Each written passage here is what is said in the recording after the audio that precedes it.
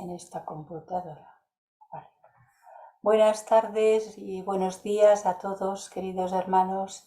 Me alegro mucho de veros, de que estéis aquí, de que estéis bien y de que yo también esté un poco mejor. No vamos a exagerar, por si acaso. Bien, vamos a continuar con el trabajo en el punto en que lo dejamos hace 15 días atrás. Aunque tampoco fue hace 15 días, sí, hace 15 días sí. Cuando no pude estar fue en el viernes 17. Vale, ya me voy situando. Bueno, pues vamos a continuar, pero para ello necesitamos recordar que si no queréis que salga vuestra imagen, podéis cerrar vuestra cámara. No es necesario normalmente, pero hay personas que no les agrada aparecer. Y si queréis recibir los programas de la sección española, podéis escribir a actividadesvirtuales.ste@gmail.com. Indicáis vuestro nombre y apellido y el país o ciudad de residencia, vuestra dirección electrónica y un teléfono. Y para colaborar económicamente podéis escribir. Económicamente es para los gastos del Zoom, pero para nada más, y nunca pueden ser grandes cantidades, sino muy chiquititas, a medida de cada quien y de cada bolsillito. A Clarisa Elo seguí a la dirección clarisaelo@gmail.com. Y en ese caso yo os daré los datos necesarios para esa pequeña aportación. Ahora vamos a hacer unos momentos de silencio como siempre, aprovechándonos de la invocación universal que nos dejó Annie Besant, que tiene una profundidad enorme. Oh vida oculta que vibras en cada átomo. Oh luz oculta que brillas en cada criatura. Oh amor oculto que todo lo abarcas en la unidad. Que cada ser que se sienta uno contigo sepa, por lo tanto, que es uno con todos los demás.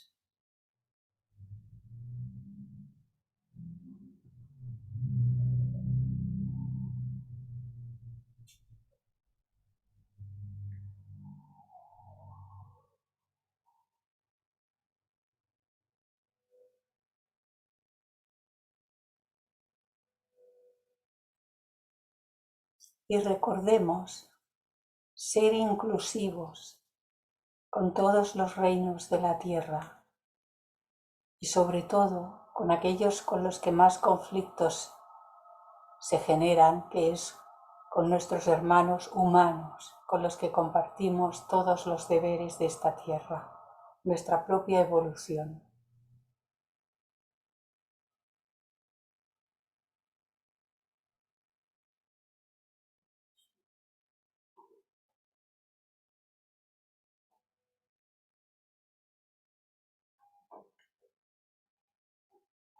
El día de hoy comienza con un subcapítulo al que Annie Besant mencionó como el nacimiento de la emoción. Es un asunto verdaderamente muy importante y nos clarifica muchas cuestiones que vamos a ir viendo. Nos dice ella, la emoción no es una simple o primaria condición de la conciencia, sino que es una combinación creada por la interacción de los dos aspectos del yo, el deseo y el intelecto. El deseo y el intelecto. La actuación del intelecto sobre el deseo da lugar a la emoción. La emoción es la hija de ambos y muestra algunas de las características de su padre, el intelecto, así como algunas de las de su madre, el deseo. En una condición desarrollada, la emoción parece tan diferente del deseo que su identidad fundamental está, en cierto modo, velada. Pero podemos observar esta identidad bien siguiendo el rastro de la conversión de un deseo en emoción, o bien estudiándolos comparativamente y descubriendo que los dos tienen las mismas características, las mismas divisiones, y que, de hecho, la una es la forma elaborada del otro, debiéndose la elaboración a la presencia, en el último, la emoción, de un número de elementos intelectuales que están ausentes o menos destacados en la primera, el deseo. Sigamos la conversión de un deseo en emoción en una de las relaciones humanas más comunes, la relación sexual. Tenemos el deseo en una de sus formas más simples. El deseo por los alimentos y el deseo por la unión sexual son los dos deseos básicos de todos los seres vivientes. Deseo por los alimentos para el sustento de la vida y el deseo por la unión sexual para propagar la vida. En ambos se experimenta el sentido de expansión, o bien, dicho de otra manera, se siente placer. El deseo por los alimentos se queda como deseo. El alimento es asequible, se asimila, pierde su identidad separada, se convierte en parte del mí. Se asimila y forma parte de mi cuerpo. Ya no hay una relación continua entre el que come y la comida que proporciona la oportunidad para la elaboración de una emoción. Es diferente en la relación sexual que, con la evolución de la individualidad, tiende a convertirse en cada vez más permanente. Dos salvajes se sienten atraídos sexualmente uno a otro. La pasión por poseer al otro nace en cada uno. Cada uno desea al otro. El deseo es tan simple como el deseo por los alimentos, pero no puede satisfacerse hasta el mismo punto, porque nadie quiere apoderarse y asimilarse totalmente al otro.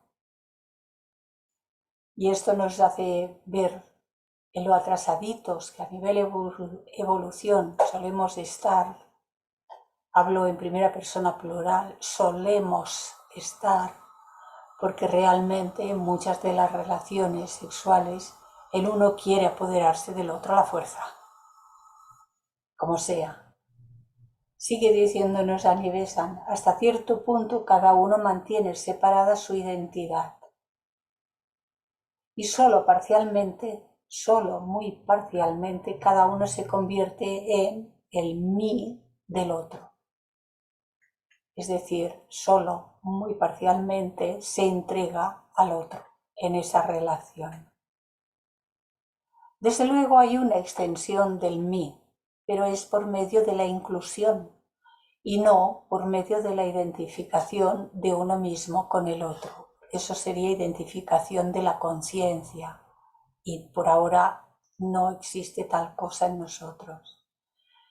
La presencia de esta barrera permanente es necesaria para la transformación de un deseo en emoción. Esto hace posible la vinculación de la memoria y la expectación ante el mismo objeto y no ante otro de tipo similar, como sí sucede en el caso de la comida. Dice, esto hace posible la vinculación de la memoria y la expectación ante el mismo objeto. En el caso de las relaciones sexuales, de él hacia ella la misma y de ella hacia él el mismo. Pero sabemos que no siempre esto es así y que muchas personas lo que hacen es mirar a otros objetos con el mismo deseo, avaricioso deseo de poseerlos. los hombres a otras mujeres, las mujeres a otros hombres, y etc. El continuo deseo por la unión con el mismo objeto se convierte en una emoción. Más adelante nos explica mucho acerca de ello y lo hace muy comprensible. Y esto es mezclándose de ese modo los pensamientos con el deseo primario para poseer. Tiene una imagen, la ha fijado y vuelve a desear repetirla. La barrera que mantiene como dos, no como uno, los objetos recíprocamente atraídos y que evita su fusión, si bien parece frustrante, en realidad se perpetúa. En el momento actual de la evolución, esta separación, a pesar del deseo y de la emoción y del amor que se puede llegar a sentir por otro u otra, esa separación debe permanecer, porque es el campo de la evolución individual de cada uno de los dos. Si esta barrera se levantara, el deseo y la emoción probablemente desaparecerían y los dos convertidos en uno. Tendrían entonces que buscar otro objeto externo para la ulterior autoexpansión del placer. Y esto también puede explicar en parte, por lo menos, el que las relaciones cambian de intensidad y entonces la mirada se va hacia otros objetos. Pero volvamos a nuestros salvajes, que puso como ejemplo y que desean unirse. La mujer cae enferma y deja, por el momento, de ser un objeto de satisfacción sexual. Pero el hombre recuerda el pasado y espera el futuro, una delicia, y nace en él un sentimiento de simpatía por su sufrimiento, de compasión por su debilidad. La persistente atracción hacia ella, debida al recuerdo y a la expectación de volver a repetir la satisfacción, transforma el deseo en emoción y transforma la pasión en amor y transforma la simpatía y la compasión. Estas son sus primeras manifestaciones. Estas, compasión, simpatía, a su vez, le llevarán a sacrificarse por ella, velándola, cuidándola en lugar de dormir, preocupándose por ella cuando debería descansar. Esta disposición espontánea en él de amor-emoción se solidificará más tarde como virtudes, es decir, se convertirá en un talante permanente en su carácter, expresándose como respuesta a los apremios de las necesidades humanas para todas las personas con las que entra en contacto, tanto si son de su agrado como si no. Es interesante volverlo a repetir. Esta disposición espontánea, bueno, fruto de un proceso evolutivo también, porque todo se mueve por el proceso de amor-emoción, se solidificará más tarde, en el proceso que sigue de la evolución, se solidificará como virtudes, es decir, se convertirá en un talante permanente en su carácter, expresándose como respuesta a los apremios de las necesidades humanas en general para todas las personas con las que entra en contacto, familiares, amigos, el pueblo, la ciudad y finalmente la humanidad al completo, pero esto más adelante. Y esto tanto si son de su agrado como si no. Y esto de tanto si son de su agrado como si no, esto más adelante cuando venza los polos de opuestos. Más tarde veremos que las virtudes son simplemente disposiciones permanentes de la recta emoción. La palabra amor se compone del prefijo a y la palabra en latín mors, cuyo significado es muerte. Es decir, que vivir con amor equivale a vivir sin muerte. Asimismo, amor proviene del latín amma, y esta era la palabra que los niños usaban para referirse a su mamá. Sin embargo, antes de abordar la relación de la ética y la emoción, hemos de comprender, además, la identidad fundamental del deseo y la emoción, observando sus características y sus divisiones. Cuando esto se haya hecho, descubriremos que las emociones no son parte de una mera jungla, sino que todas brotan de una misma raíz que se divide en dos troncos principales, cada uno de ellos subdividiéndose también en ramas, en las cuales se desarrollan las hojas de las virtudes y de los vicios. Esta fértil idea, al hacer posible una ciencia de las emociones, y de aquí un sistema inteligible y racional de ética, se debe a un autor indio llamado Bhagavan Das, quien ha introducido por primera vez el orden en la hasta ahora confusa región de la conciencia. Me detengo aquí un instante para pedirle a Magda, que me parece que ella también tiene, igual que yo, en su archivo, en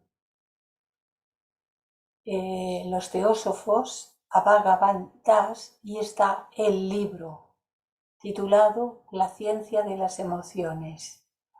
Y si lo encuentra, puede incluirlo en el chat. Seguimos. Vale, ahora lo busco. Si puede, si no, ya lo colgaremos a otro momento. Los estudiantes de psicología encontrarán en su obra, la de Bhagavan Das, La ciencia de las emociones, un tratado muy lúcido exponiendo este esquema que reduce el caos de las emociones a un cosmos y lo configura a ese respecto en una metódica enseñanza moral. Las extensas líneas de exposición seguidas aquí están sacadas de esa obra, a la cual remito a los lectores para una ampliación de detalles. Hemos visto, nos dice Annie Besant, que el deseo tiene dos principales expresiones: el deseo de atraer para poseer, o también el deseo de entrar en contacto con cualquier objeto que previamente haya proporcionado placer, y el deseo de repeler para alejar o para evitar el contacto con algún objeto que previamente haya ocasionado dolor. Hemos visto que la atracción y la repulsión son las dos formas del deseo que hacen oscilar al yo. Al estar el deseo fusionado con el intelecto, al estar el deseo astral cámico fusionado con el intelecto, muestra indiscutiblemente la misma doble división. A la emoción que corresponde a la naturaleza de la atracción, al atraer a los objetos entre sí por placer, la energía integrante del universo, a esta energía se la llama amor. A la emoción que corresponde a la naturaleza de la repulsión, al alejar entre sí los objetos por el dolor, también por el rechazo, la aversión y el largo etcétera, la energía desintegrante del universo se la llama odio. Estos son los dos troncos de la raíz del deseo, y todas las ramas de las emociones pueden deducirse por medio de estos dos. De aquí la identidad en las características del deseo y de la emoción. El amor busca traerse el objeto de atracción, o bien ir tras él para unirse con él, para poseerlo o para ser poseído por él. El amor ata, como también ata el deseo. Tenemos que tener en cuenta esto que es muy importante. Tanto el amor relativo como el deseo relativos son manifestaciones del amor con mayúscula. El amor con mayúscula que procede de acá arriba y que se manifiesta en nosotros en la Trinidad Atma, Buddhi, Manas, este no ata, pero el amor personal que se muestra por medio del cuaternario inferior, con ayuda del aspecto de la mente concreta durante las encarnaciones, este sí ata porque es polar, es amor con minúscula, odio con minúscula y se balancea, como hemos visto en algún momento y continuaremos viendo más adelante. El amor ata como también ata el deseo, cuyas ataduras indudablemente son más duraderas, más complicadas, están compuestas de hebras más numerosas y más delicadas, entrelazadas con una mayor complejidad. En la esencia del deseo de atracción, las ligaduras de dos objetos unidos, es la esencia de la emoción de la atracción del amor. En la esencia del deseo de atracción opera la atracción, que es un aspecto del amor, aquí abajo. Y así ocurre también con el odio, que busca alejarse del objeto repelente o huir de él, busca rechazarlo o ser rechazado por él, se separa por el dolor, por la infelicidad. Y de este modo, la esencia del deseo de repulsión, el alejamiento de los dos objetos, es la esencia de la emoción, de repulsión u odio. El amor y el odio son las formas elaboradas y fusionadas del simple deseo de poseer y de rehuir. Ahora bien, los aspectos de amor, todos los aspectos relacionados con el amor que veremos ahora un poquito más adelante, vibran en la materia de nuestro cuerpo astral en sus subestados más elevados. Por el contrario, aquellos aspectos relacionados con el odio son las formas que hemos ido elaborando, pero que en el caso de todavía tenerlas presentes en nosotros, vibran con la materia más inferior de nuestros cuerpos astral cámico.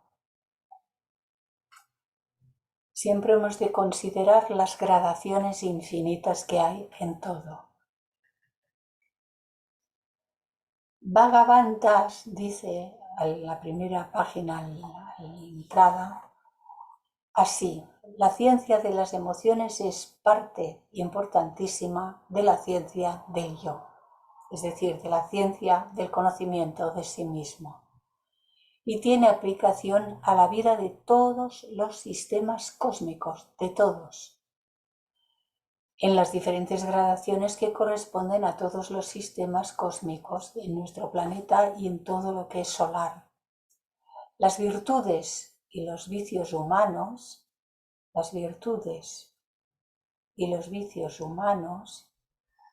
no son ni más ni menos que las emociones, en su mayor alcance y en estado de permanencia. Así que las emociones de amor se pueden considerar como del aspecto positivo del movimiento pendular, y las emociones de odio se pueden considerar como el aspecto negativo del movimiento pendular. Las vibraciones entre lo más elevado de aquí y lo más bajo de aquí son infinitesimales. Y la sabiduría que proviene de la Trinidad superior en nosotros es la que dirige hacia el equilibrio entre ambos. Sin esta sabiduría no pasaríamos de ser unos animales bípedos. Bhagavan tiene en esa primera página una disposición de las características que se derivan de lo que denominamos amor y otras que se derivan de lo que denominamos odio, pero que son gradaciones, y las voy a leer porque son importantes, pero las encontraréis en el libro, no en el mismo orden porque he tenido que combinar las medidas de las columnas.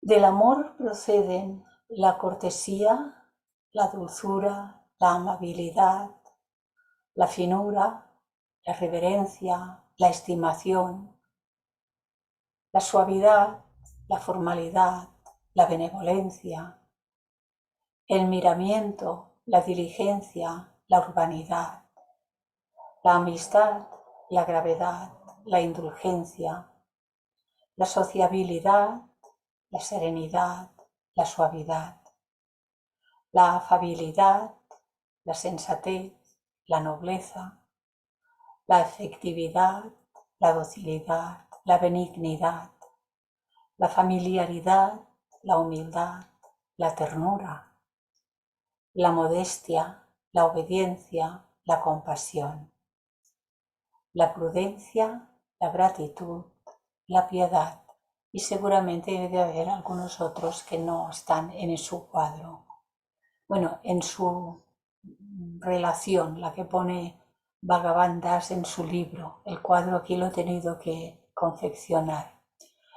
Y las que aparecen como derivadas del odio que puede sentir una persona en tantísimas gradaciones, aparecen la rudeza, la suspicacia, la altivez, la esquivez, la brusquedad, el desdén, la grosería, el encogimiento, el escarnio, la terquedad, la intemperancia, la cólera, la aspereza, el engreimiento, el rencor, el orgullo, el entrometimiento, la venganza, la actitud, que esta podría estar en ambos lados, la malevolencia, la arrogancia, el rencor, la irascibilidad, la hurañería, la petulancia, la cobardía, el menosprecio, la timidez y la agresividad, y seguramente hay algunas más que no aparecen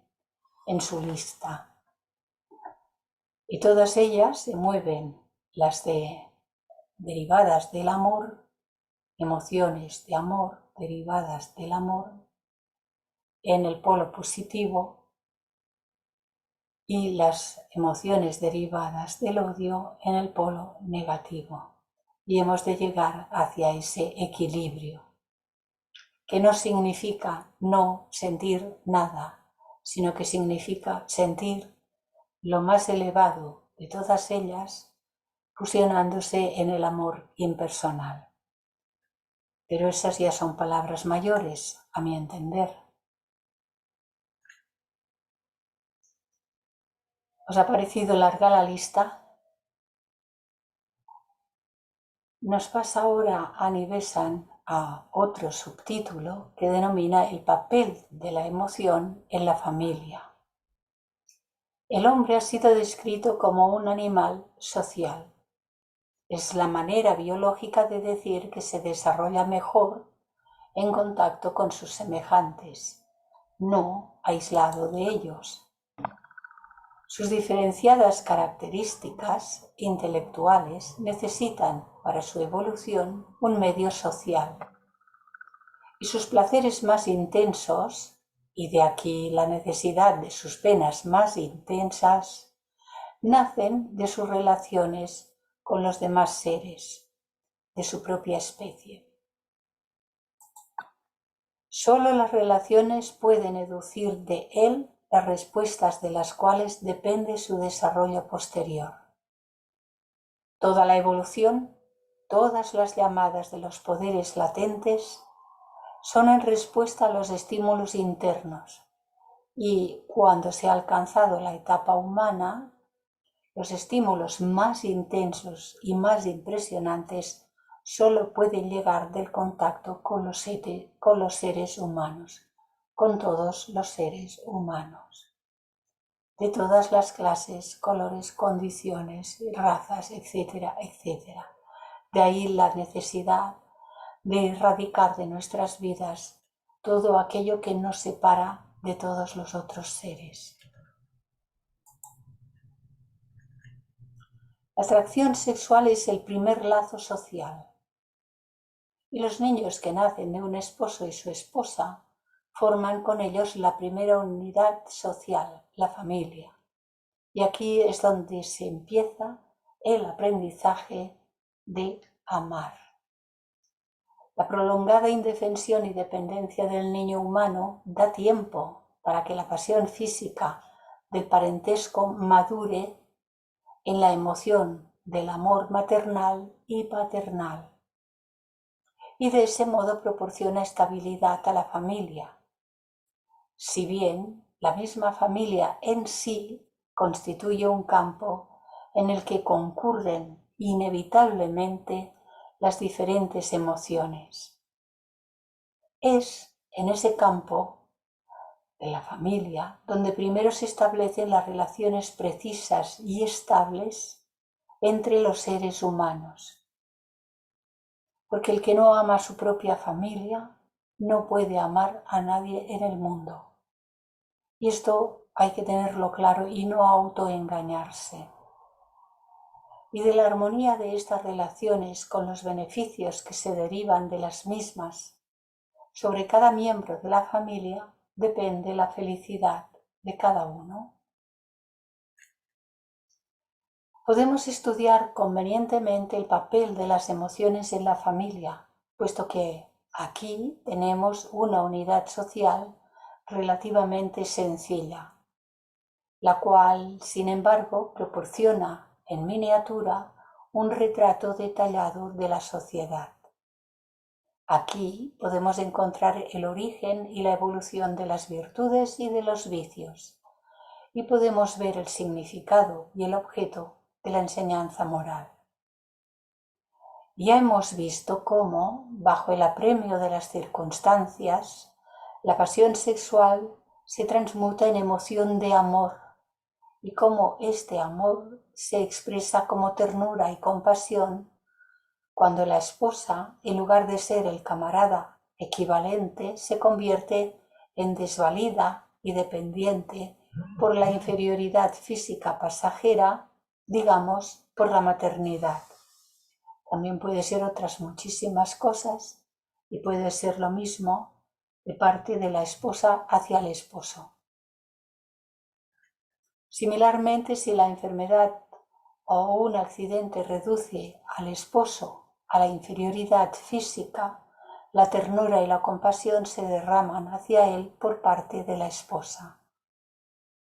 Pero estas manifestaciones de amor no pueden expresarse por parte del más fuerte sin educir del más débil una patente respuesta de amor. Estas respuestas en condiciones de debilidad tendrán como responsabilidad sus características naturales, la confianza, la gratitud e igualmente las emociones de amor matizadas de esa debilidad o dependencia. En la relación de padres a hijos y de hijos a padres, donde la superioridad y la inferioridad física están mucho más marcadas y persiste durante un periodo considerable de tiempo, estas emociones de amor se manifestarán de continuo por ambas partes. hay y debe ser así. Ahí está, existe, es natural la necesidad de comprender que ya deben dirigir su amor no solo a la contraparte, él o ella, sino a toda la familia que han formado. Y esto implica una capacidad de renuncia de ciertas cuestiones de las que antes se disponía y de pronto no se dispone por igual. La ternura, la compasión, la protección se manifestarán constantemente por parte de los padres a los hijos. Y la responsabilidad, la confianza, la gratitud serán la constante respuesta de los hijos.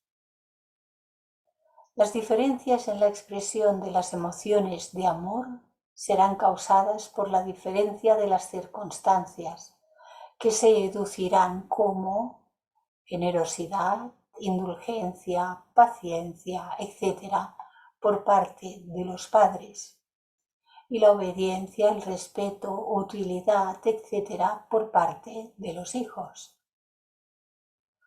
Considerando estas dos clases de emociones de amor, vemos que la esencia común de una parte es la benevolencia y en la otra la reverencia.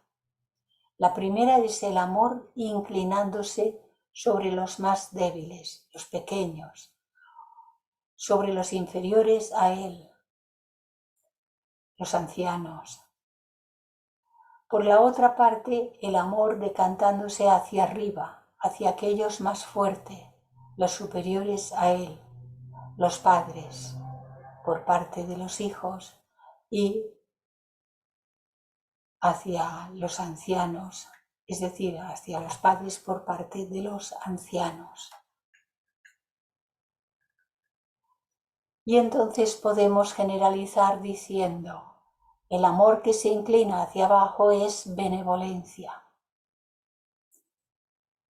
En muchos casos lo que es autoritarismo, que es una forma errónea, equivocado de lo que debería de ser el amor como respuesta. El amor que se decanta hacia arriba es reverencia, que no es, y muchas veces se confunde con una sumisión ciega y miedo. Y estas son las varias características comunes, universales del amor, de superiores a inferiores y del amor de inferiores a superiores. La relación normal entre el esposo y la esposa y las establecidas entre hermanos y hermanas nos facilitan el campo para el estudio de las manifestaciones de amor entre iguales. Hemos visto el amor expresándose como mutua ternura y como mutua confianza, como consideración, respeto y deseo de complacer, como rápido discernimiento interior y como esfuerzo para satisfacer los deseos del otro, como magnanimidad, como indulgencia por los posibles errores del otro. Los elementos presentes en las emociones del amor, de superior a inferior, se encuentran aquí, pero recíprocamente están impresos en todos ellos. De manera que podemos decir que la característica común del amor entre iguales es el deseo de ayuda mutua. El amor entre iguales es el deseo de ayuda mutua. Así que tenemos el deseo de benevolencia, el deseo de ayuda mutua y la reverencia como las tres principales divisiones de la emoción del amor. Las tres principales divisiones de la emoción del amor que luego se subdividen en todas aquellas que hemos visto en la tabla. Y dentro de estas tres divisiones pueden clasificarse todas las emociones del amor, porque todas las relaciones humanas se resumen en tres clases: las relaciones de superior a inferior, de igual a igual y de inferior a superior. Un estudio similar sobre la emoción del odio en la familia nos proporcionará resultados parecidos. Donde hay odio entre esposo y esposa, el que es momentáneamente superior demostrará rigor, crueldad, opresión hacia el que es momentáneamente inferior. Y esto será contestado por parte del inferior con manifestaciones de odio, peculiaridad de la debilidad y del miedo, tales como el carácter vengativo, ese miedo y la perfidia. Esto se hará todavía más patente en las relaciones entre padres e hijos, cuando ambos están dominados por el odio. La emoción, puesto que la disparidad es aquí mayor, y la tiranía, producen una cosecha completa de malas emociones, falsedad, servilismo, cobardía, mientras el hijo está desvalido, y desobediencia, rebeldía y venganza cuando se hace mayor. Muy interesante todo, muy interesante, muy importante. De aquí también que busquemos una peculiaridad común y que descubramos que el odio que se inclina hacia abajo es menosprecio y el que se decanta hacia arriba es miedo. El odio que se inclina hacia abajo es menosprecio y el que se decanta hacia arriba es miedo.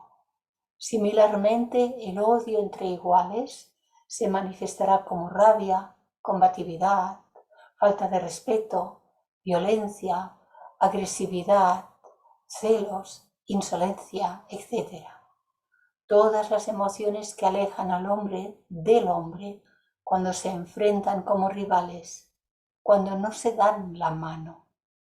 La característica común del odio entre iguales desembocará así en el perjuicio mutuo. Y cuando esto afecta a las naciones, desemboca en guerras. Y las tres principales características de la emoción odio son el desprecio, el deseo del perjuicio recíproco y el miedo. El amor se caracteriza en todas sus manifestaciones por la simpatía, el autosacrificio, el deseo de entrega. Estos son los factores esenciales, tanto si es la benevolencia como el deseo por la ayuda recíproca, como la reverencia, porque todos ellos están al servicio directo de la atracción y al ser motivo de unión son de la misma naturaleza del amor. Por eso el amor es del espíritu. El amor que sentimos los seres humanos proviene del espíritu universal y, aunque se manifiesta de tan diversas maneras, no dejan de ser reflejos de eso que procede del espíritu. Porque la simpatía es sentir por el otro lo que el uno quisiera que sintieran por él. El autosacrificio es sentir las necesidades de los otros como si fueran propias. Entregarse es la condición de la vida espiritual. Así, el amor se reconoce como perteneciendo al espíritu, al aspecto vida del universo. En cambio, el odio se caracteriza en todas sus manifestaciones por la antipatía, la exaltación propia, cuando uno dice es que tú no vales nada, se cree que es mejor. El deseo de apropiación. Tú eres mío y no eres de nadie más, mío o mía, da lo mismo. Estos son los factores esenciales, lo mismo como menosprecio, deseo por el daño recíproco o miedo. Y esto no solamente revierte en las relaciones personales tan cercanas como las de la familia, sino también en las de los pueblos. Y sigue Anibesan diciendo, todos ellos están al servicio directo de la repulsión, manteniendo separados a unos de otros. Por eso, el odio es de las formas de materia. Acentúa la multiplicidad y las diferencias. Es esencialmente separador. Pertenece al aspecto forma del universo.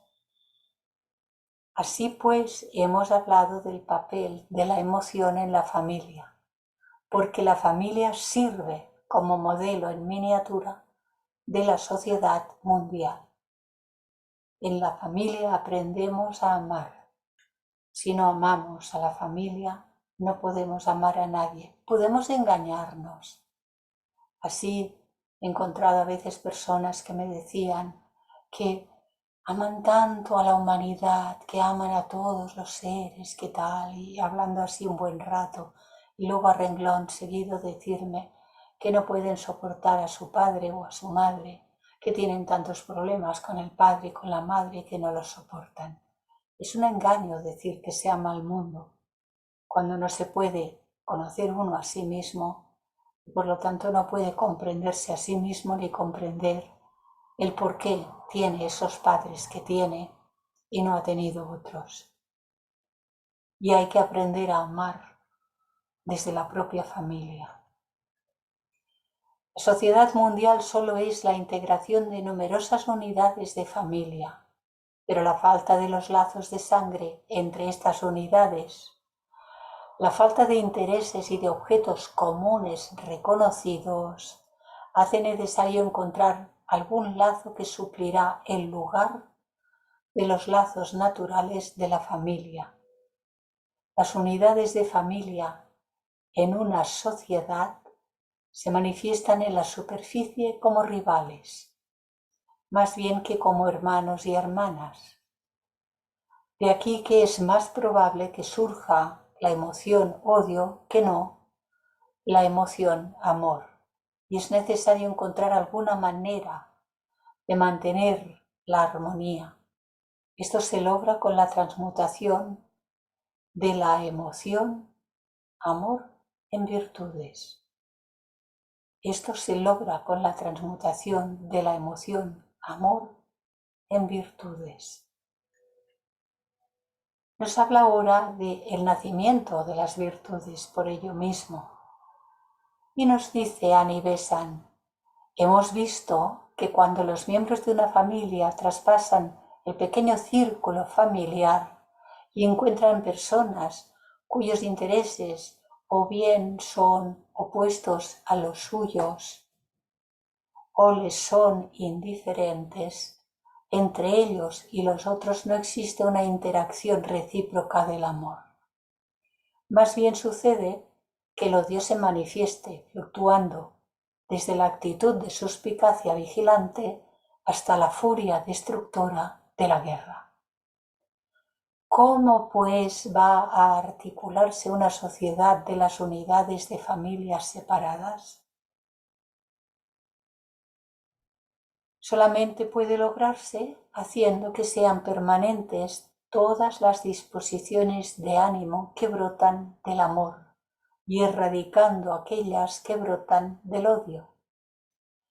La disposición de una emoción de amor dirigida hacia un ser vivo es una virtud. Las emociones de amor se convierten en virtudes, que las hemos visto en la tabla de Bhagavan Das. Una disposición permanente de emoción odio dirigida contra un ser vivo es un vicio en el otro polo, que también hemos visto en la tabla. Este cambio se fragua por medio del intelecto. Hemos de arrojar luz desde el intelecto hacia abajo, hacia todo el cuaternario, el cual confiere a las emociones un carácter permanente, buscando la armonía en todas las relaciones para que puedan desembocar en la felicidad. Todos los seres buscan la felicidad, le pongan el nombre que le pongan. Y todos los seres tienen derecho a la felicidad. Aquello que conduce a la armonía y por lo tanto a la felicidad de la familia, brotando espontáneamente relación de amor es una virtud cuando se practica hacia todos en cada relación de la vida. Y la sabiduría sigue dirigiendo hacia ese equilibrio. La sabiduría que proviene de la Trinidad superior en nosotros, Atma, Buddhi, Manas. La virtud brota del amor y su resultado es la felicidad. Así también aquello que conduce a la desarmonía y por lo tanto a la desdicha en la familia, al brotar espontáneamente del odio, es un vicio cuando se practica hacia todo en todas las relaciones de la vida. A esta teoría se presenta una objeción, la de que la disposición permanente de una emoción de amor es una virtud, recalcando que el adulterio, el latrocinio y otros vicios pueden brotar de la emoción amor, que sería esa degradación, esa perversión de lo que es el verdadero amor. Porque esa perversión que lleva al adulterio y etcétera, a los vicios, está degradada por el deseo, la pasión, el apego, la ambición, y entonces se degrada.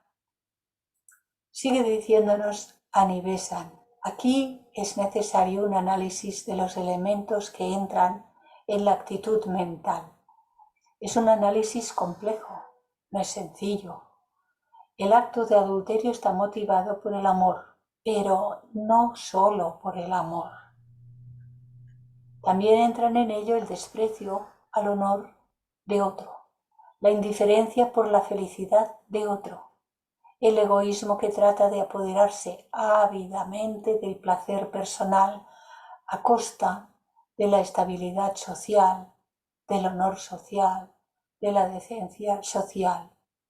Y esto es muy evidente cuando alguien no solamente le falla a su propio esposo o esposa y encima pone la mirada en alguien que a su vez es esposo o esposa de otro. Todo esto que se ha convertido en, bueno, todo es válido y aquí no pasa nada. Sí pasa. Y si hemos de mencionar algo en este momento, diríamos, sí pasa porque queda todo registrado. Y en nuestro debe y haber kármicos estará todo registrado punto por punto.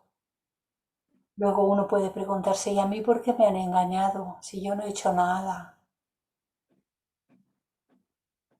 Bueno, sigamos. Todo esto brota de las emociones del odio. El amor es el único rasgo redentor en el conjunto de la transacción, la única virtud en el fardo de sórdidos vicios. El amor verdadero puede redimir a una persona que se ha equivocado, pero habrá de rectificar. Un análisis semejante siempre demostrará que cuando el ejercicio de una emoción de amor es equivocado, la equivocación radica en los vicios ligados a su ejercicio y no en la emoción del amor en sí. Repito este último párrafo porque es como todos, vaya, pero es muy importante. Un análisis semejante siempre demostrará que cuando el ejercicio de una emoción de amor es equivocado, la equivocación radica, se convierte en los vicios ligados a su ejercicio y no en la emoción del amor en sí. No le podemos echar la culpa al amor, sino a todas las otras cuestiones que se añaden, deseo, pasión, apego, ambición, etcétera. Y aquí aparece lo recto y lo equivocado.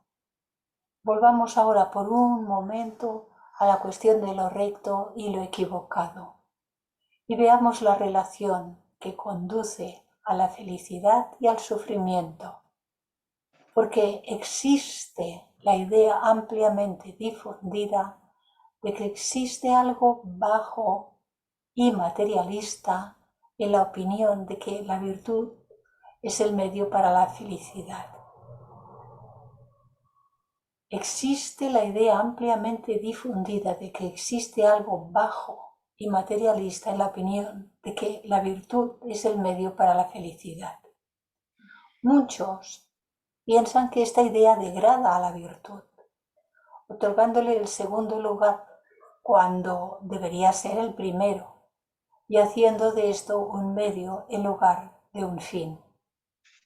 Veamos, pues, por qué la virtud tiene que ser el camino hacia la felicidad y cómo esto infiere en la naturaleza de las cosas. Cuando el intelecto estudia el mundo y observa innumerables relaciones establecidas en él mismo, a nuestro alrededor, y cuando ve que las relaciones armoniosas aportan felicidad y que las relaciones discordantes aportan sufrimiento, se pone a actuar para descubrir la manera de establecer una armonía universal y de aquí una felicidad universal. Además, descubre que el mundo está avanzando a lo largo del camino de la evolución y descubre la ley de la evolución. Por una parte, para una unidad, ajustarse a la ley del conjunto al que pertenece significa paz, armonía. Una unidad al que pertenece el grupo familiar, por ejemplo, el pueblo, la ciudad, el país,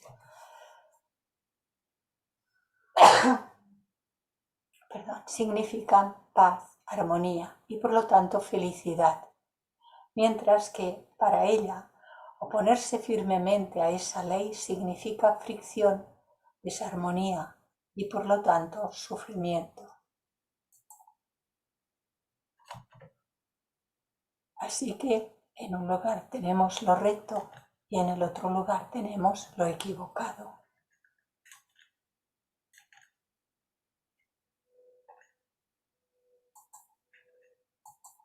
¿No me salta? Ah, vale, dirigiendo, la sabiduría dirigiendo a la voluntad.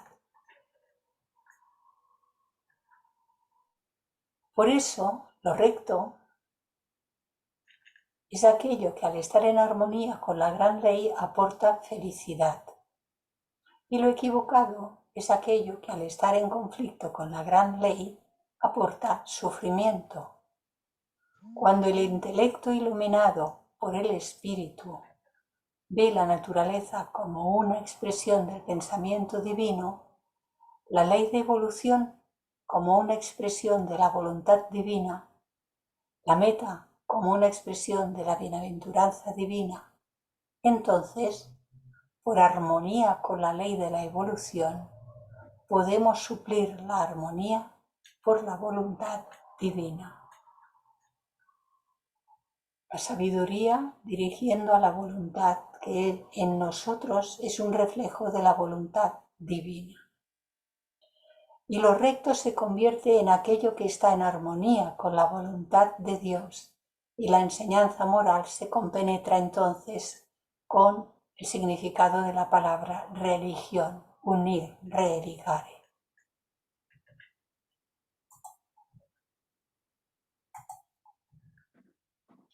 Y hasta aquí tenemos el material preparado para el día de hoy. Si os parece, dejamos de compartir y si hay comentarios, cuestiones que os hayan surgido, preguntas, ¿cómo lo habéis visto? ¿Fácil o complejo? Podéis abrir vuestros micros si queréis hacer comentarios o levantar la mano. Aquella mano que queda ahí la podemos ver.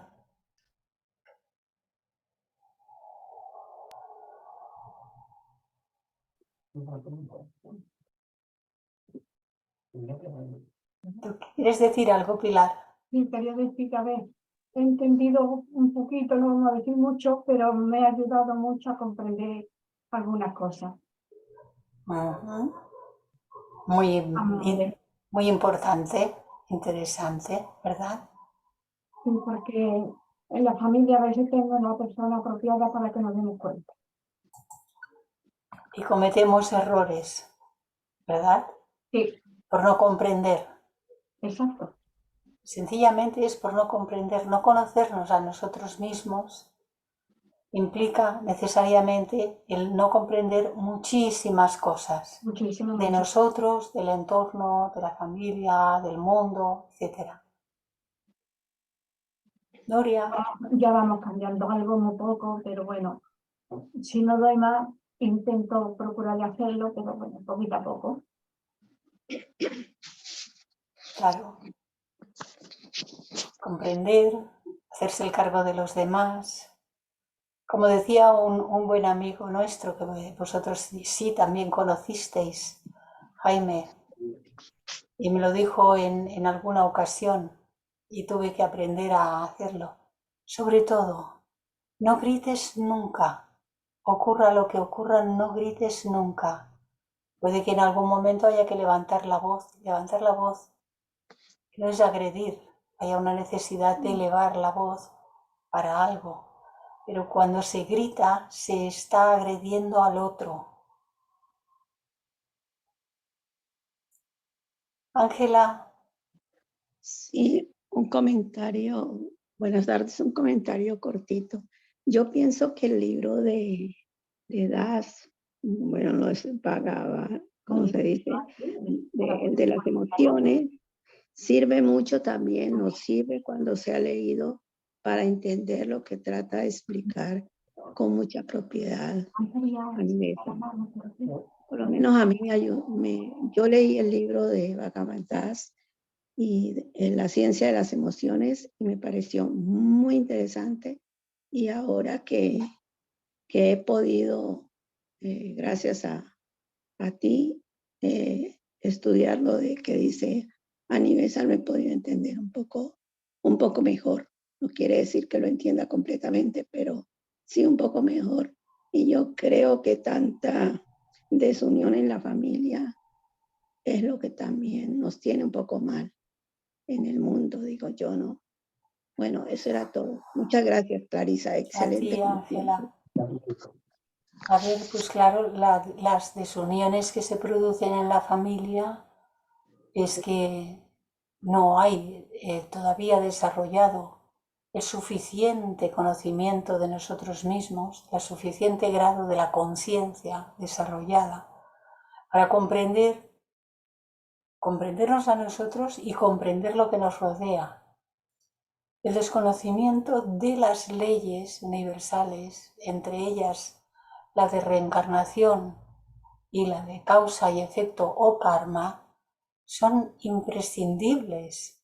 Comprender eso nos sitúa ordenadamente, nos proporciona la posibilidad de comprender, aunque no hayamos visto el pasado ni tengamos idea de ello, sencillamente por la inteligencia que sí ya poseemos, el grado de inteligencia que sí ya poseemos, comprender que lo que nos está rodeando forma parte de nuestra propia evolución, de nuestro propio karma, que nos es necesario y que se ha de cumplir, porque si no lo dejamos por ahí pendiente y nos lo encontraremos pegadito a nosotros otra vez. Y hay que hacerlo con amor, no por interés. Decir, bueno, yo ahora me voy a liberar de mi karma del pasado, vas a ver tú qué bien que voy a salir yo de todo esto.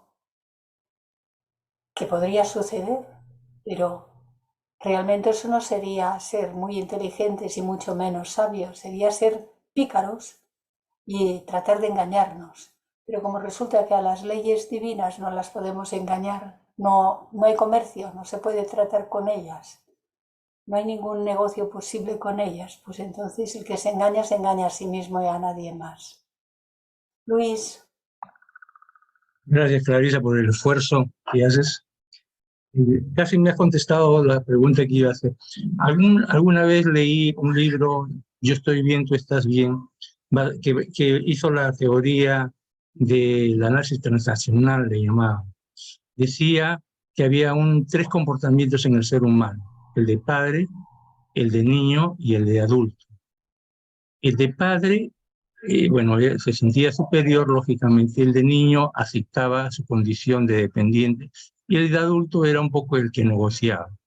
Las relaciones padre-padre crean ficción, vale decir, eran normativas y yo decía, tienes que hacer tal cosa, y el otro podía decir, ¿por qué no lo haces tú? Terminaba chocando, ¿no? O el de niño era, yo quiero este juguete, y el otro decía, yo también, chocaba. La relación duradera era adulto-adulto. Vale decir, tú quieres algo y ¿qué me das a mí por tal cosa? Pero eso tenía una observación. Si alguien tenía una relación padre-niño, por decir, yo padre decía, tienes que hacer tal cosa, y el otro aceptaba su condición y aceptaba por tiempo, entonces la relación era duradera. Pero obviamente el adulto siempre puede estar en cualquiera de las tres posiciones en los diferentes espacios. Tú lo has mostrado que si hay una relación de amor, obviamente cada uno se esfuerza porque el bien del otro. Y entonces no hay padre ni hay niño, hay una especie de ayuda. La sociedad tolera el hecho de que haya padre y niño. Vale decir, yo me ajusto a la ley, exijo que se cumpla la ley, y si la ley es, aunque sea abusiva, y yo me someto a la ley, voy a seguir viviendo dentro de esa sociedad. Eso ocurre muy frecuente hoy día. Pero la relación amor es la única que realmente duraría, ¿no? La única que en alguna forma, dices tú, esas suspicacias que obviamente, como digamos, esos timos en la acción de sacarle la vuelta a la ley y cosas como esa, obviamente no es duradero, porque aún en una persona o en los mismos pueblos pasará 40, dice que no hay mal que no dure 100 años, ¿no? O sea, habrá un momento de reacción. Y claro, la única relación duradera es que haya amor por ambas partes, ¿no? Para que en alguna forma pudieran haber amplitud de conciencia. La respuesta casi la dices en la anterior intervención, pero me parecía que era muy conveniente saber que hay relaciones sociales tolerables y que te permiten ser un buen vecino, pero que de repente no son duraderas porque lógicamente no se tolera vivir tantos años entre padre y tú con la condición de niño, ¿no? Gracias. Gracias a ti, Luis, gracias. Realmente es que vemos que las gradaciones son infinitas. Verdaderamente, cuando decimos aquí que puede existir el amor duradero entre iguales, cuando se profesan mutuamente, pero aún así, eso es temporal, porque marchamos de esta existencia y luego veremos si nos encontramos o no nos encontramos. Y esto es para que comprendamos que este es el aprendizaje del amor. Todo el proceso de la evolución humana es el aprendizaje del amor. Que el amor con mayúscula, el amor duradero, el amor que ya no desaparecerá, solamente se va a dar entre iguales en el grado de arriba. Ahora no tengo el esquema, pero en el grado de arriba, cuando nosotros nos hayamos realmente fusionado con nosotros mismos, porque entonces en nosotros mismos y el nosotros mismos de los demás están en el mismo nivel, y ahí el amor es. No hay separación, no hay diferencias, no hay ahora sí y luego no hay cambios. Pero en tanto estemos en todo este proceso de nuestra humanidad y nos falta para mucho, hemos de ser sensatos en el sentido de no esperemos más de lo que se puede esperar en nuestra etapa, pero hagamos lo necesario. Hagamos lo necesario para que nuestra relación con todos sea una relación armónica. Y propongámonos, pues antes he comentado que nuestro amigo Pilar y Manolo lo conocieron, que me dijo en aquella ocasión acuérdate de no gritar nunca más. Bueno, tuve que hacer mi trabajo para llegar a no gritar. ¿Por qué? Incluso en las relaciones normales que decimos entre familia, y que yo había oído a mi madre, cuando tenía que reñirnos levantaba la voz, que ya no era levantar la voz, que te he dicho qué, te he dicho qué, y de aquello que hace uno. Pues yo lo había hecho con mis hijos. Te he dicho que recojas, que ya te he dicho que estoy cansada, que y arma uno un revuelo. Bueno, pues tuve que aprender a transformar eso.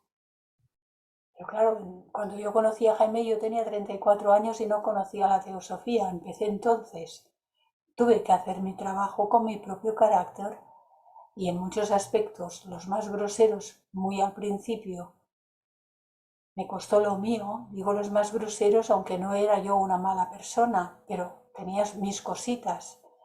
Y sigo haciendo, porque cuando se van modificando y resolviendo los más groseros, aparecen los más sutiles y hay que estar siempre con el ojillo despierto.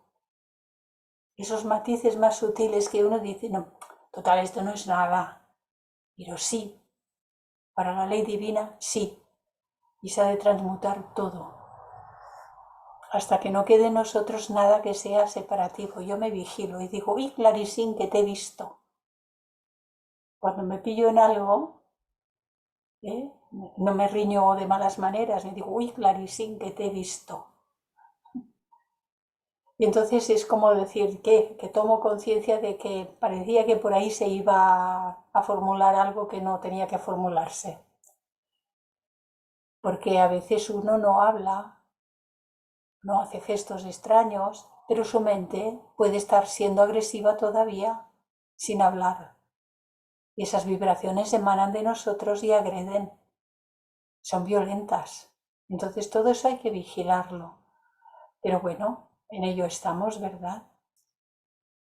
Vamos haciendo, sin desmayo, sin prisa y sin pausa. Bueno, alguna pausa nos obligan las condiciones físicas, como hemos podido ver. Pero bueno, todo será como tenga que ser y todo estará bien. Me ha parecido ver otra mano, pero luego ha cambiado la ventanita y no ha habido un cambio. Era Patricia, pero ha bajado la mano. Patricia, adelante si quieres decir algo.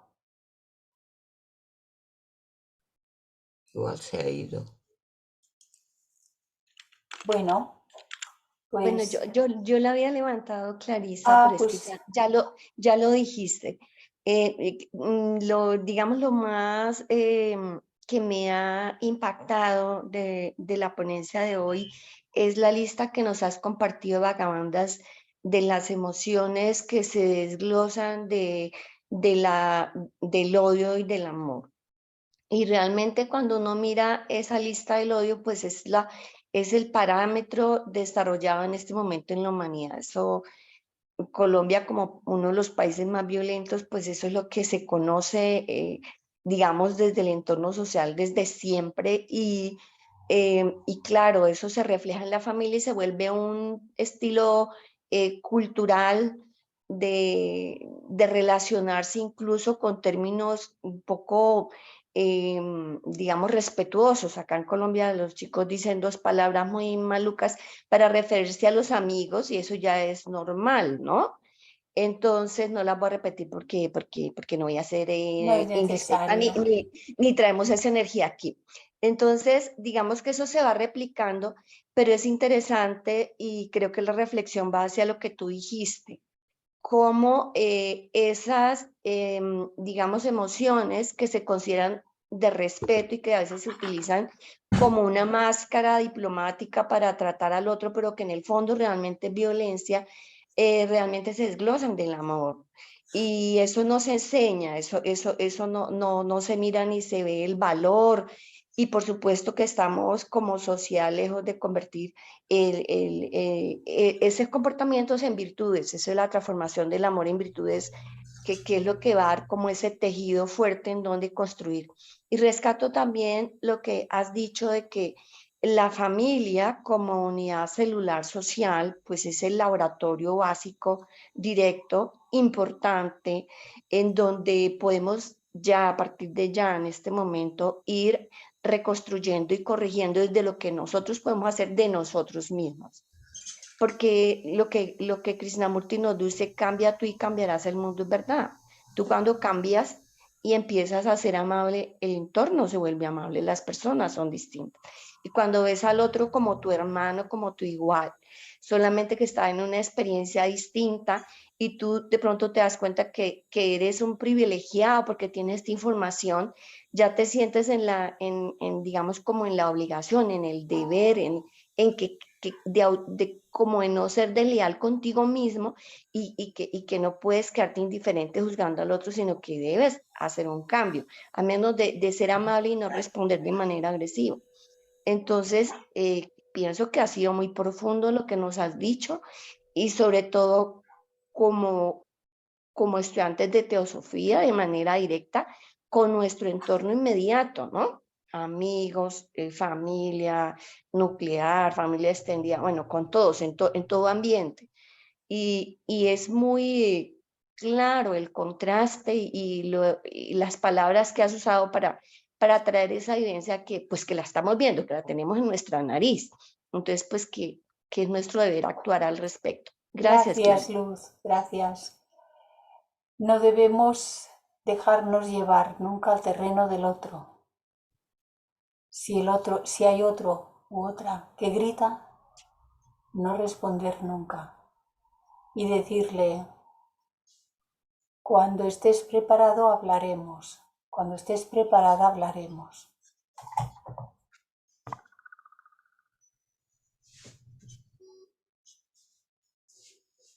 Victoria, abre el micro. A ver si puedo hablar, que estoy un poco afónica. Uy,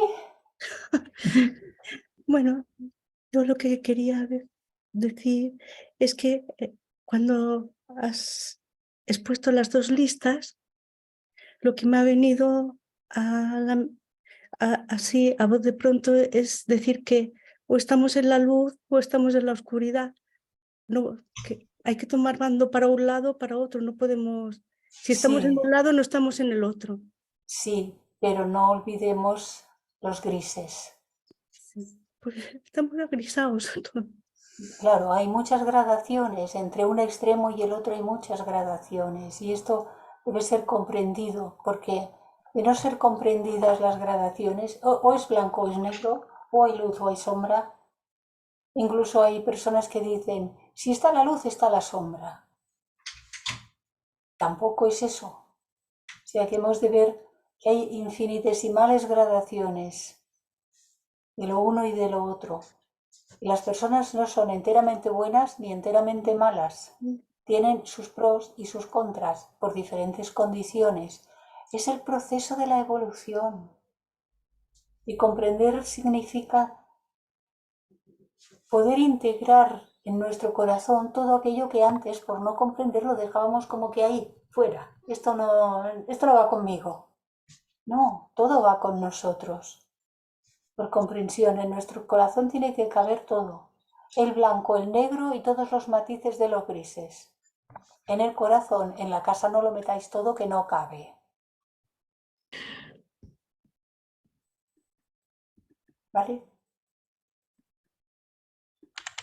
Prepararé un cuadro con aquella tabla, lo prepararé en una hoja y en PDF, que eso lo puedo hacer. Como yo el cuadro ya lo he confeccionado, lo pasaré y lo puedo adjuntar con el próximo programa, si me da tiempo de hacerlo antes de que os envíe el próximo programa. Pero en cualquier caso, si la ley me lo permite, lo haré. ¿De acuerdo? ¿Hay alguien más que quiera añadir alguna cosa? Creo, Clarisa, tú dirías que la lista que se puso en el odio, el amor, que sí hay intermedios y por supuesto no siempre se está en un lado y a veces en aras del amor se manipula al otro y se somete, en fin, hay una variedad de cosas. Sí, ya ha dicho que Tú era dirías, el amor pervertido, la misma sí, Nivesan dice, esto proviene del amor, pero es el amor que se ha pervertido.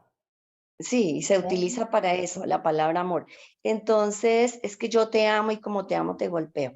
Entonces, tú dirías que esa lista del odio, me ocurre ahorita, es como una gradación de intención, como de esa emoción que se ha ido como expresando en diferentes maneras, ¿cierto? Porque a la larga, y eso pues lo percibimos tanto de manera tan directa que ahí hay un aprendizaje importante porque ahí está su polaridad, que es la otra, para poderse llevar a mantener en equilibrio y poder encontrar como el real sentido de relacionarse con el otro y como eso en donde se transforma, ¿no? Y se Sí. construye en la relación humana. Porque si no fuera por esa interrelación tampoco podrías establecer el contraste. No evolucionaríamos. Gracias, Claro. Luz.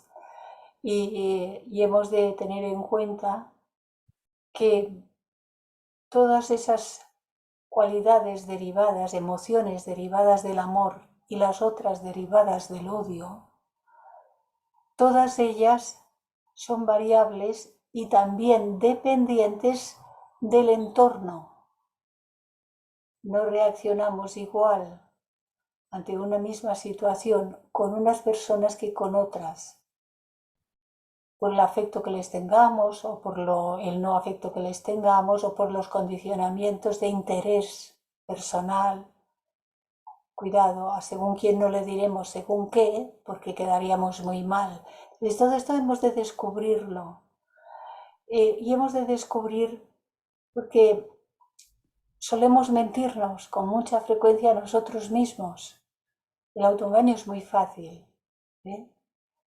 Nos excusamos, decimos que es que no estoy, es que no voy a estar porque no puedo estar. Pero decimos excusas que no dejan de ser que mentiras. Y lo hacemos con tanta frecuencia que al final perdemos el hilo de lo que es verdad y de lo que es mentira y nos justificamos. Hemos de aprender muchísimo sobre nosotros mismos. De ahí la enorme, inmensa necesidad del conocimiento de sí mismo en todos sus aspectos.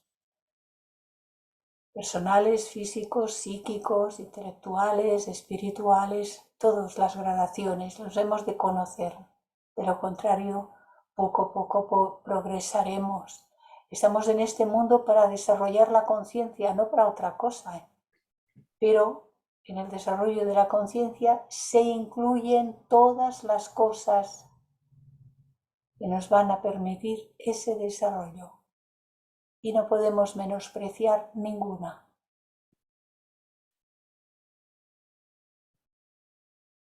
¿De acuerdo, amigos, compañeros y hermanos?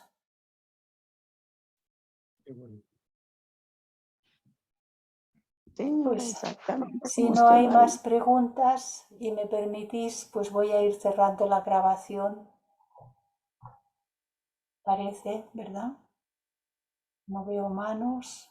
Vale, pues nos despedimos. Hasta mañana con los que estáis siguiendo el curso de Daniel, que lo tiene mañana. Y el sábado recordad que también tenemos las cartas Mahatma con la presidenta de la sección española, Ángel Torra. Esta semana nos toca triple, tenemos un triplete, ¿vale?